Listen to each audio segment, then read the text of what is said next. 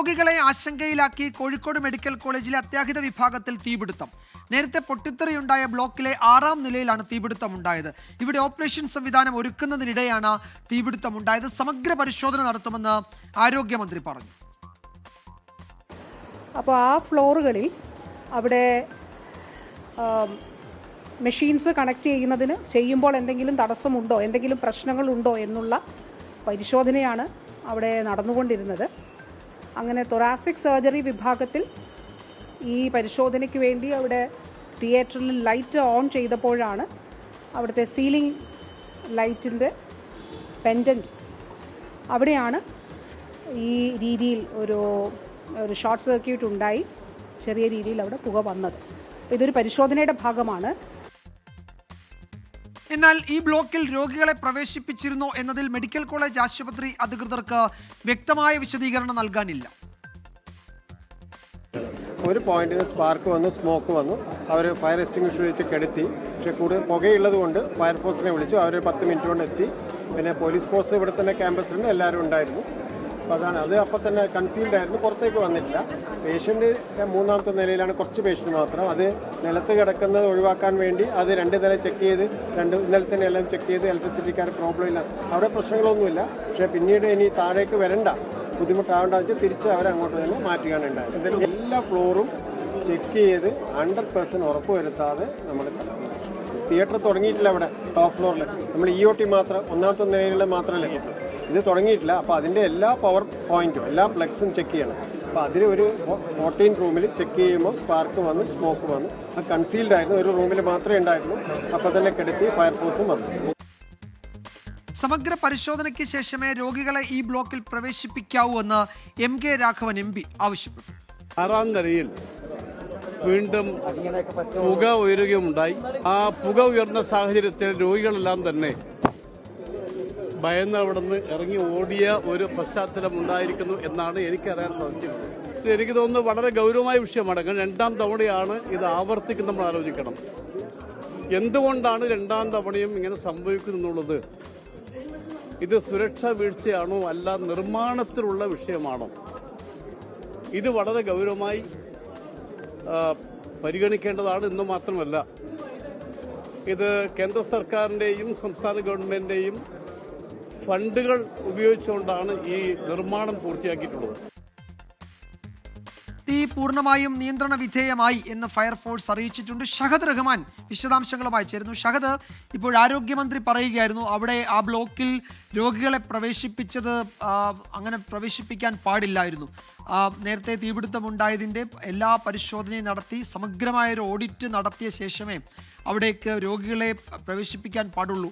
പക്ഷേ അതിന് വിരുദ്ധമായി ആളുകളെ അവിടെ കൊണ്ടുവന്നിട്ടുണ്ടെങ്കിൽ അത് തെറ്റാണ്, അത് വീഴ്ചയാണെന്ന് ആരോഗ്യമന്ത്രി തന്നെ സൂചിപ്പിക്കുന്നുണ്ട്. അപ്പോൾ മെഡിക്കൽ കോളേജിൻ്റെ ഭാഗത്തുനിന്നുണ്ടായ ഒരു പ്രധാനപ്പെട്ട വീഴ്ച, ഈ പ്രശ്നങ്ങൾ പരിഹരിക്കുന്നതിന് മുമ്പ് വീണ്ടും അവിടെ അഡ്മിഷൻ കൊടുത്തു, രോഗികളെ പ്രവേശിപ്പിച്ചു എന്നതാണല്ലേ?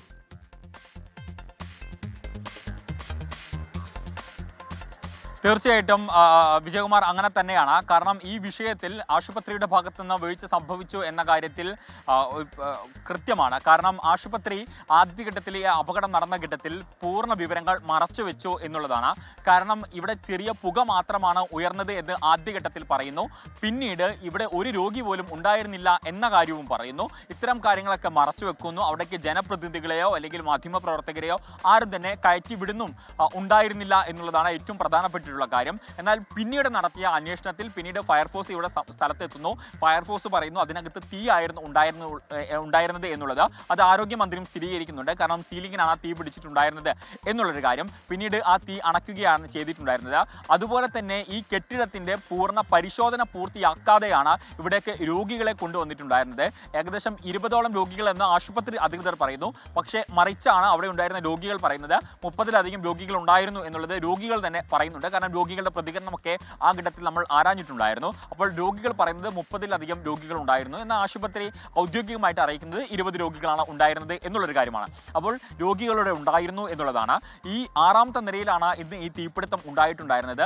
3-4 നിലകളിലായിരുന്നു രോഗികൾ ഉണ്ടായിരുന്നത്.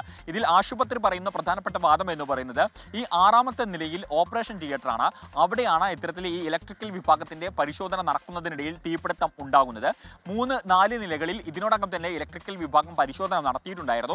അവിടെ ആളുകളെ പ്രവേശിപ്പിക്കാമെന്ന് അവർ പറഞ്ഞു. അതിന്റെ അടിസ്ഥാനത്തിലാണ് പ്രവേശിപ്പിച്ചത് എന്നുള്ളതാണ്. എന്നാൽ ആരോഗ്യമന്ത്രി ഈ വാദം പൂർണ്ണമായിട്ടും തള്ളുകയാണ്. കാരണം കെട്ടിടത്തിന്റെ പൂർണ്ണ ഫിറ്റ്നസ് ഉറപ്പാക്കിയ ശേഷം മാത്രമേ അവിടെ രോഗികളെ പ്രവേശിക്കാൻ ഉണ്ടായിരുന്നുള്ളൂ. പക്ഷേ അതിന് വിപരീതമായിട്ടാണ് ഇവിടെ കാര്യങ്ങൾ നടന്നിട്ടുള്ളത്. അപ്പോൾ ഇപ്പോൾ ആരോഗ്യമന്ത്രി തന്നെ മെഡിക്കൽ കോളേജ് അധികൃതരോട് വിശദീകരണം തേടിയിട്ടുണ്ട് എന്നുള്ളതാണ്. എന്തായാലും സംഭവം വളരെ ദൗർഭാഗ്യകരമാണ്. തുടർച്ചയായി നടക്കുന്ന ഇത്തരം സംഭവങ്ങൾ. കാരണം കഴിഞ്ഞ ദിവസം, അതായത് കഴിഞ്ഞ വെള്ളിയാഴ്ചയായിരുന്നു ഇത്തരത്തിൽ സമാനമായ രീതിയിൽ അപകടം ഉണ്ടായിട്ടുണ്ടായിരുന്നത്. ആ അപകടത്തിൻ്റെ പരിശോധനയോ അല്ലെങ്കിൽ അപകടവുമായി ബന്ധപ്പെട്ടുള്ള ഫൈനൽ റിപ്പോർട്ടോ ഇതുവരെ പുറത്തു വന്നിട്ടില്ല. അതിൻ്റെ നടപടികളൊക്കെ നടന്നുകൊണ്ടിരിക്കുന്നതേ ഉള്ളൂ.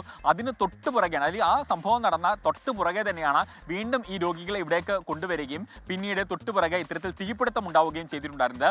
കഴിഞ്ഞ ദിവസം പുകയായിരുന്നു ഉയർന്നിട്ടുണ്ടായിരുന്നെങ്കിൽ ഇത്തവണ അത് തീപിടുത്തം തന്നെയായിരുന്നു എന്നുള്ളതാണ്. എന്നാൽ തീപിടുത്തം സംഭവിച്ചു എന്നുള്ളത് മറച്ചുവെക്കാൻ ആശുപത്രി പരമാവധി ശ്രമിച്ചു. പിന്നീട് അതിനുള്ളിൽ നിന്നുള്ള ദൃശ്യങ്ങളും അതുപോലെ തന്നെ ഫയർഫോഴ്സിന്റെ പ്രതികരണമൊക്കെ വന്നപ്പോഴാണ് അത് തീപിടുത്തം തന്നെയാണ് എന്നുള്ളത് സ്ഥിരീകരിക്കുന്നത്.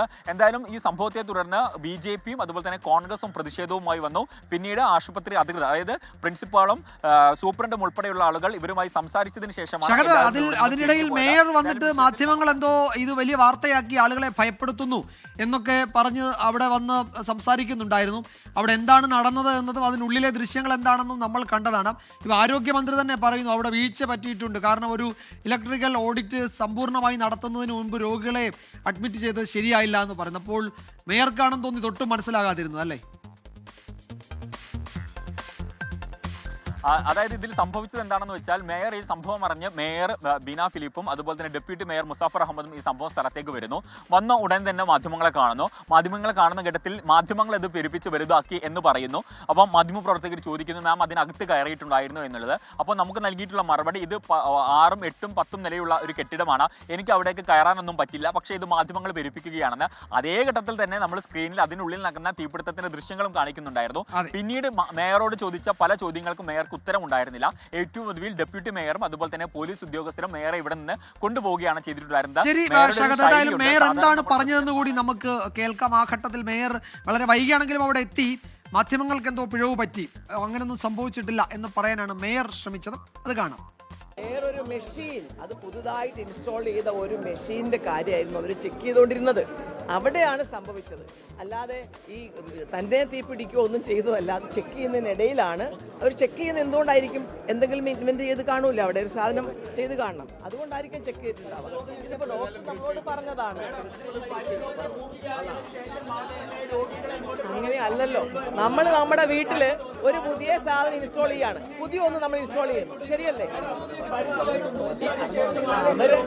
അത് ഇൻസ്റ്റാൾ ചെയ്ത ഒരു മെഷീന്റെ കാര്യങ്ങൾ അവർക്ക് ചെക്ക് ചെയ്യണ്ടേ? അങ്ങനെ ചെക്ക് ചെയ്തപ്പോൾ സംഭവിച്ചു എന്നാ പറഞ്ഞത്. നമ്മൾ അവിശ്വസിക്കേണ്ട കാര്യമില്ല. അല്ലാതെ ഇതായിരുന്നു മേയർ അവിടെ വന്ന് നടത്തിയ വിശദീകരണം. ഇതൊരു തീപിടുത്തം തന്നെ എന്ന് പിന്നീട് ഫയർഫോഴ്സ് ഔദ്യോഗികമായി അറിയിക്കുകയും ചെയ്തു. അത് പൂർണ്ണമായും നിയന്ത്രണ വിധേയമാക്കിയെന്നും ഫയർഫോഴ്സ് അറിയിച്ചു. നമ്മൾ വിശദമായി പരിശോധിക്കുകയായിരുന്നു. ഷഹദ് റഹ്മാനാണ് കൂടുതൽ വിവരങ്ങൾ നൽകിയത്.